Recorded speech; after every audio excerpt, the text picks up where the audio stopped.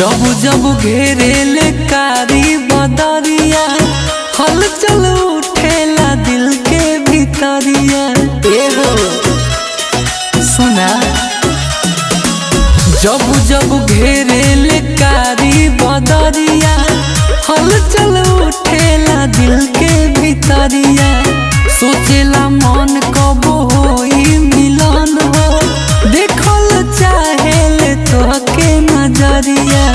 करी तोहार इंतजार करे हवा उठा के ले जा घर से। जे तने राजा जी बुनी बरसे ओ तने मिले के मन तरसे। जे तने राजा जी बुनी बरसे ओ तने मिले के मन तरसे।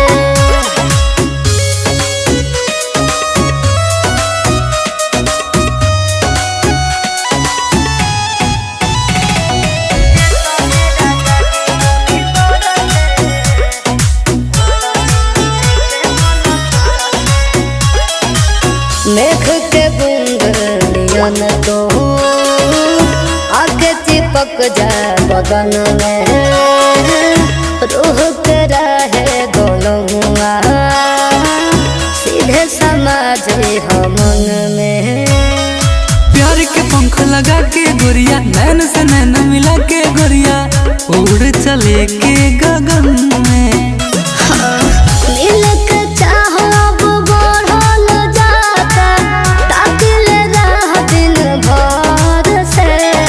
जे तने राजा जी बुनी बरसे मिले खातिर मन हम तोरा से। अरे जे तने राजा जी बुनी बरसे ओ तने मिले के मन तोरा से।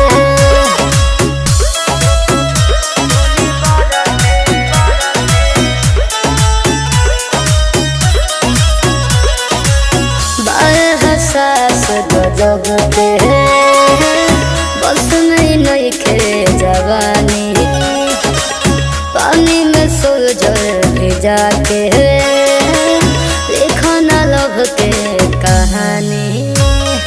बारिश में मन झूमल चाहे तोरे के अब चुमल चाहे दिल से सटा के रानी।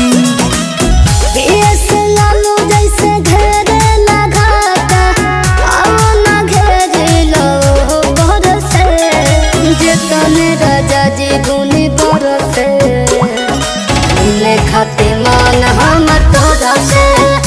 अरे जे तने राजा जी